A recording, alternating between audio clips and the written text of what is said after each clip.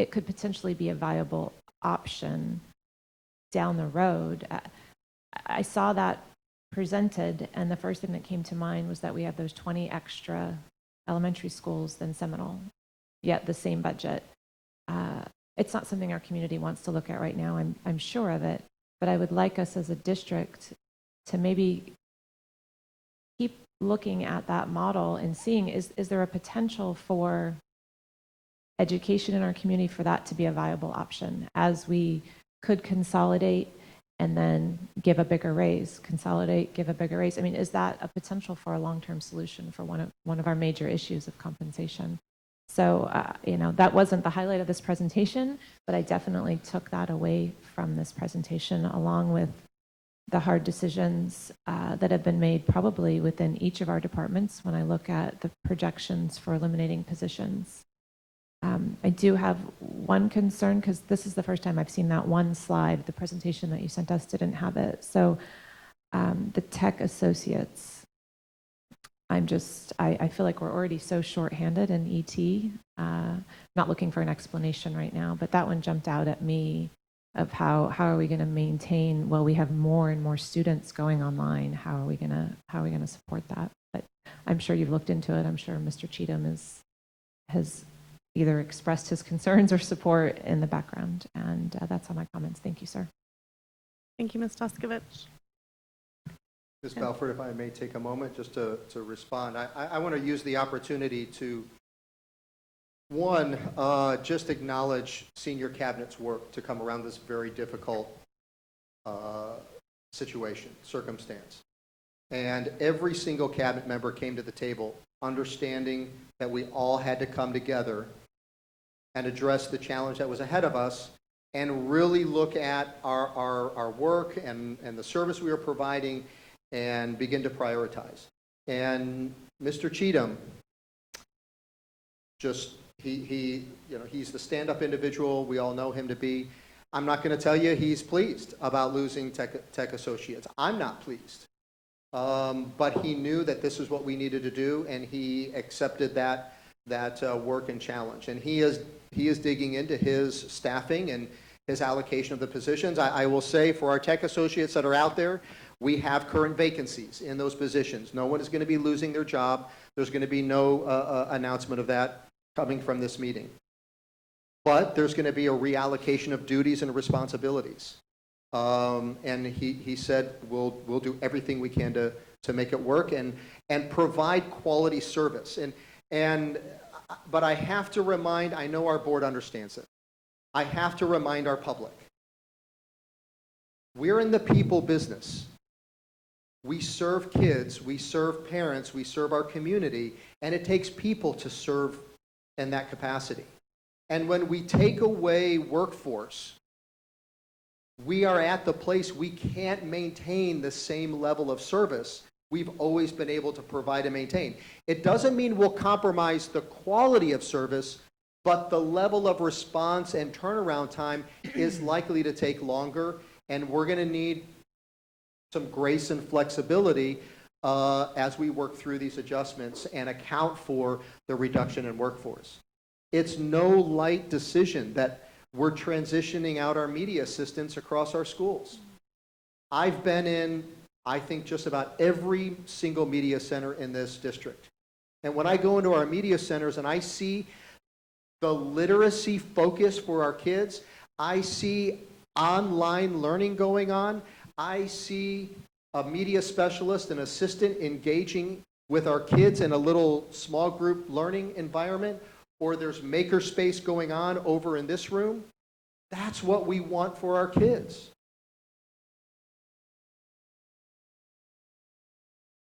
But when we're facing these state funding challenges,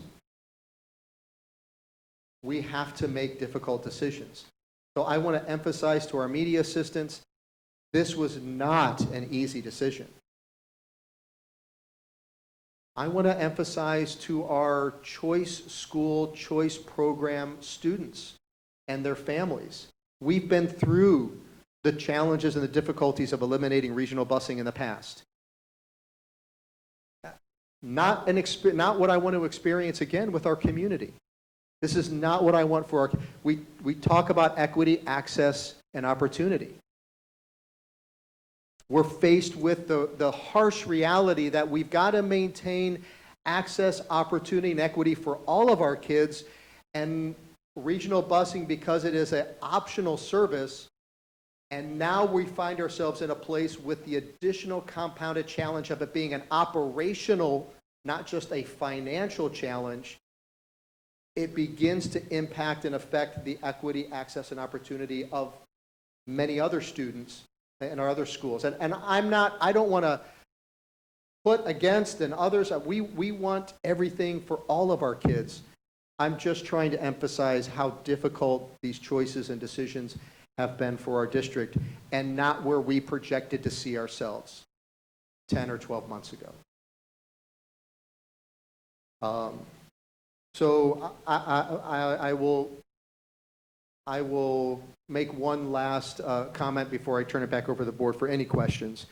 I met with our principals last Tuesday, and made them aware of the difficult decisions that were coming ahead. And I asked them, I said, I don't want any one of our media assistants or our media specialists to receive this news from a letter or an email from me.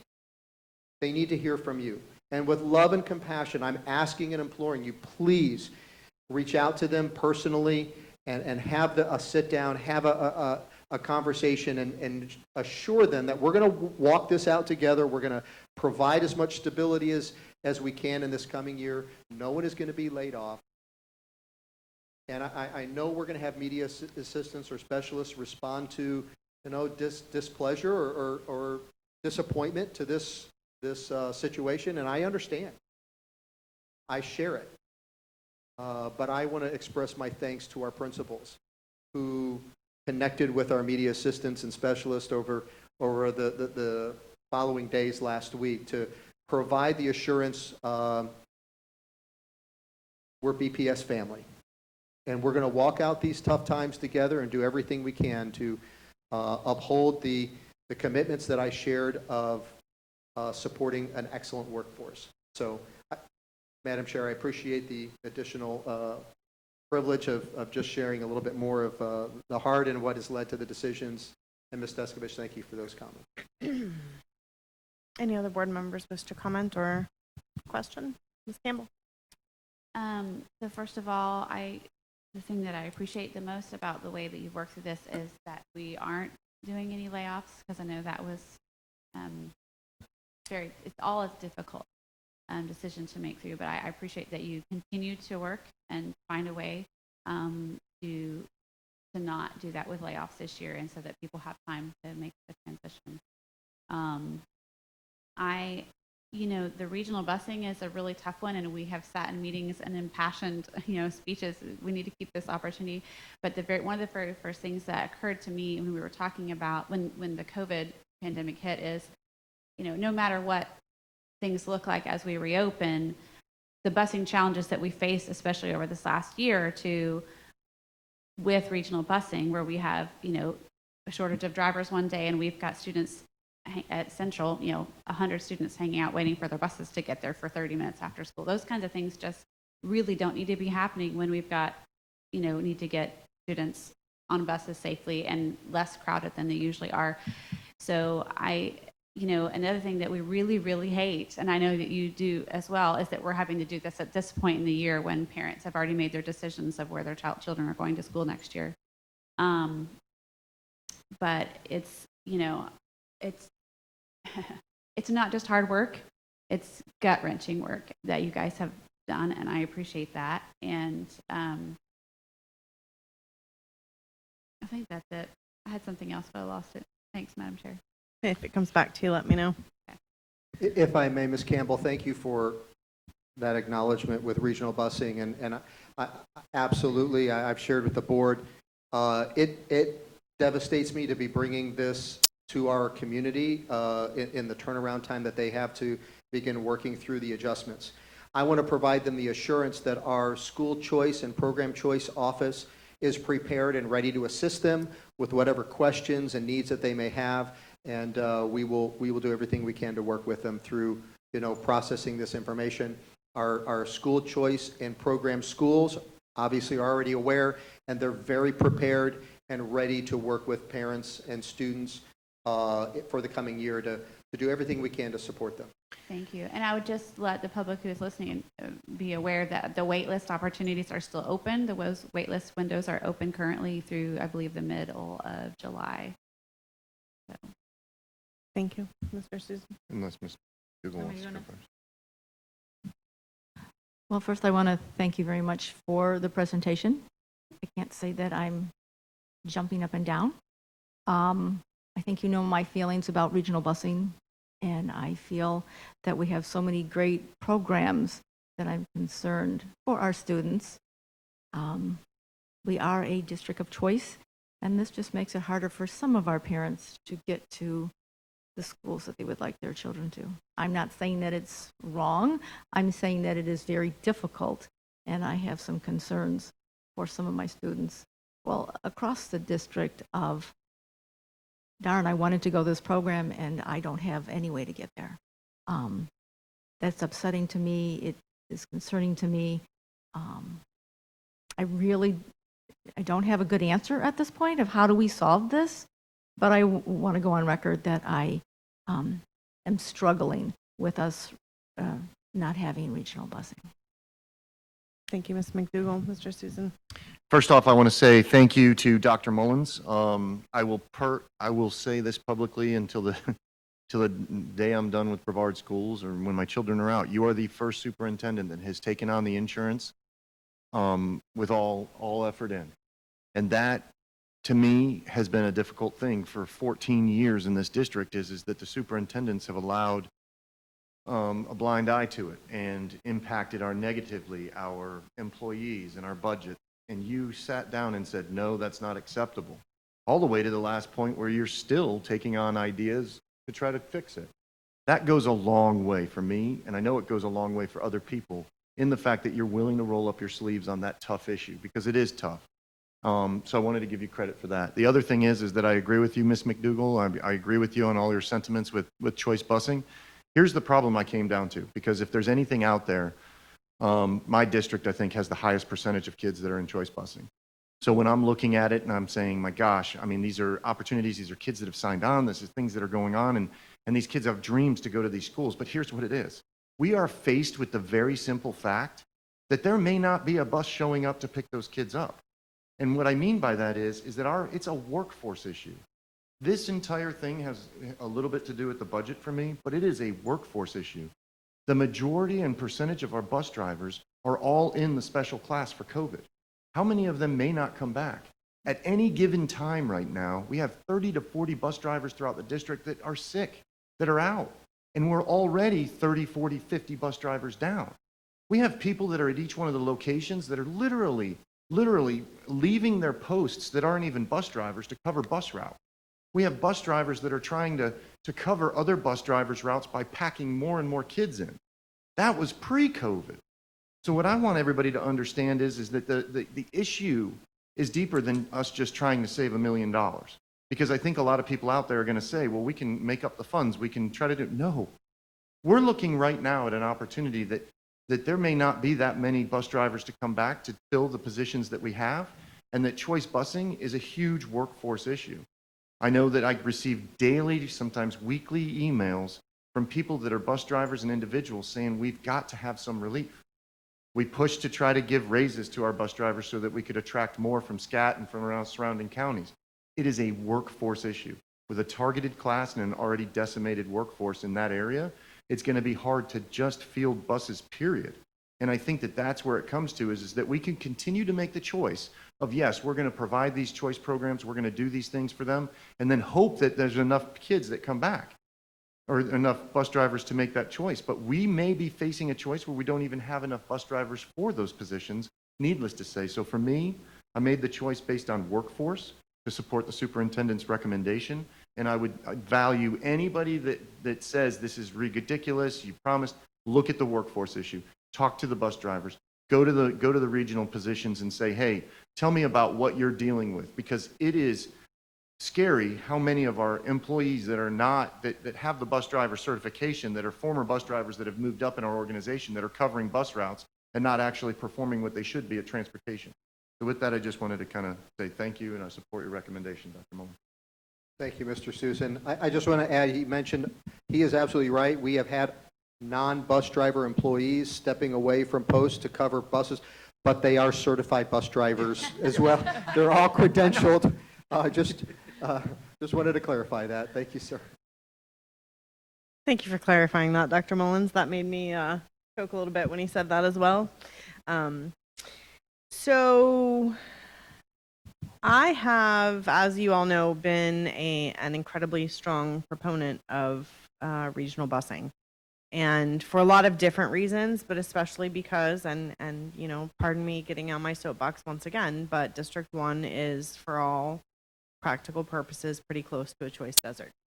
And so geographically limited, whereas once you get down into the other parts of Brevard County, we're much wider. So distance-wise and number of programs-wise in the rest of the district, it's just very different than District 1. And we've made some progress, and part of that progress was regional busing so that the students in District 1 could access programs outside of District 1 since there are limited opportunities there. And I would be lying if I didn't say that this particular issue pains me. Probably it all pains me. And I think that's an important note too, is we're at a point where we've cut $27 million from the budget and people haven't felt much of that. But we're at a point where we just don't have a lot more to cut without it having some impact. And so financially, I can understand to some extent. Where I think we have a real issue and why you're not going to see me pound my fist and yell and scream and say I'm absolutely fighting this to the end is in our current situation with COVID and the requirements for busing and the fact that, you know, we can't put as many kids on a bus. We were already struggling to get, you know, many of our struggling students to school so they can have a full breakfast and great academic day. We've got issues with our drivers. We've got, I just feel like this was the final punch in the gut for regional busing. And it pains me, but I think that's where we are.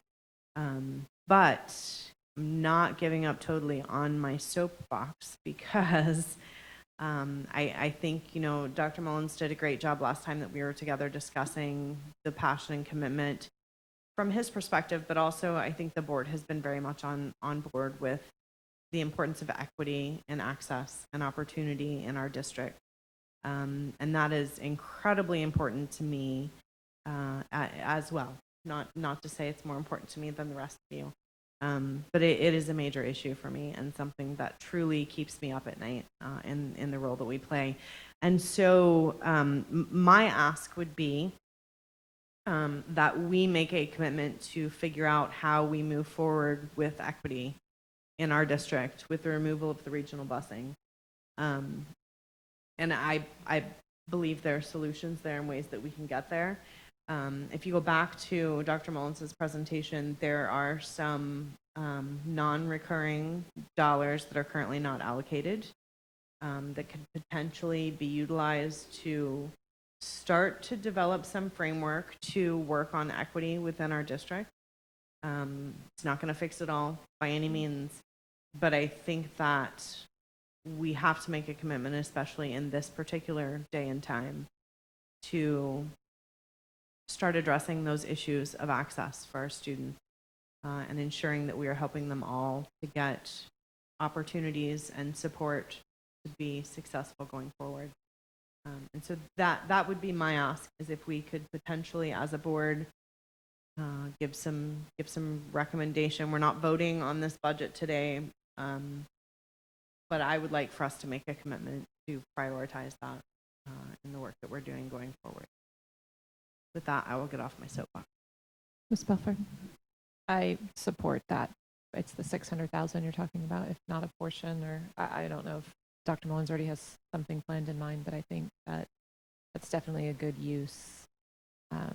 of those funds.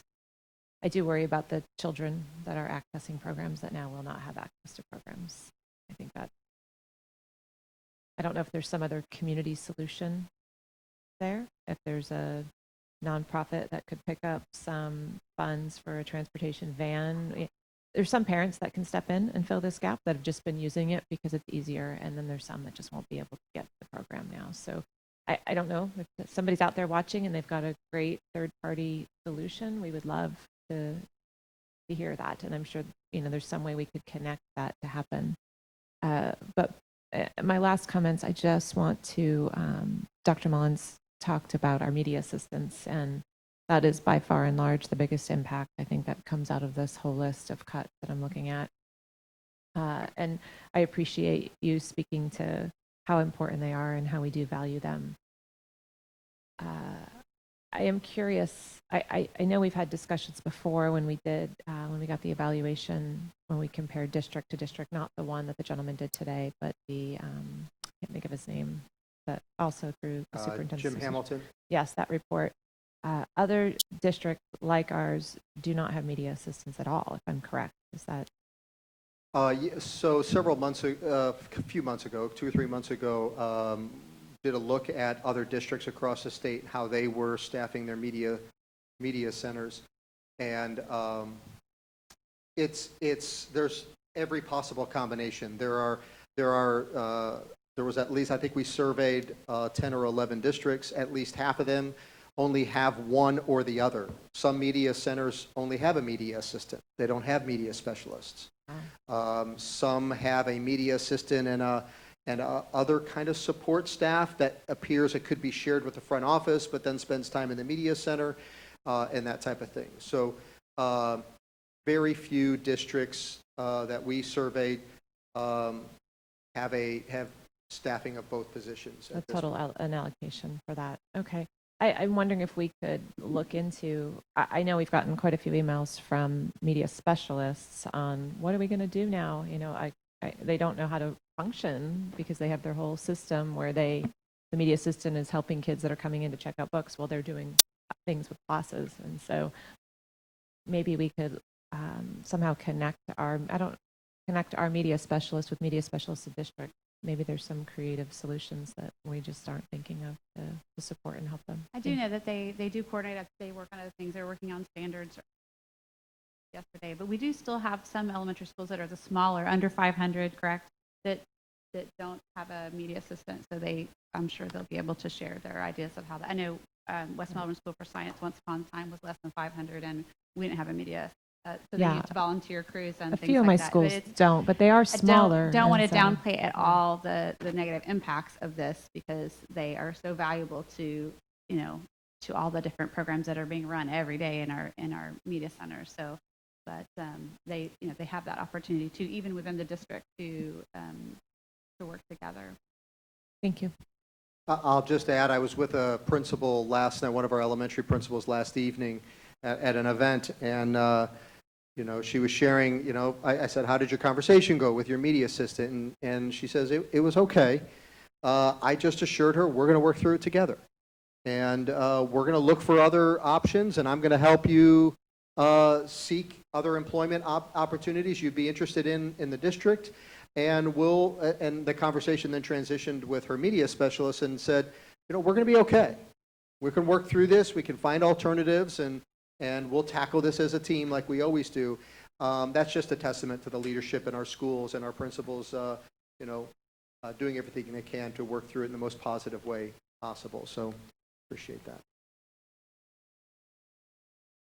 Ms. Belford, if I may, I want to be as transparent and forthright with our employees and the community as possible. And I said something that Dr. Thede, she texted me and said, you need to correct this, and I've already made the board aware of it because I've said it before, and that was we don't have any layoffs.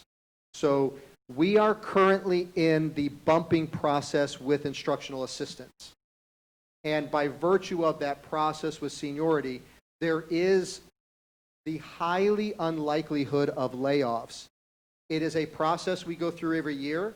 And we have historically not had to get to that point because there's attrition and employees who choose to not return.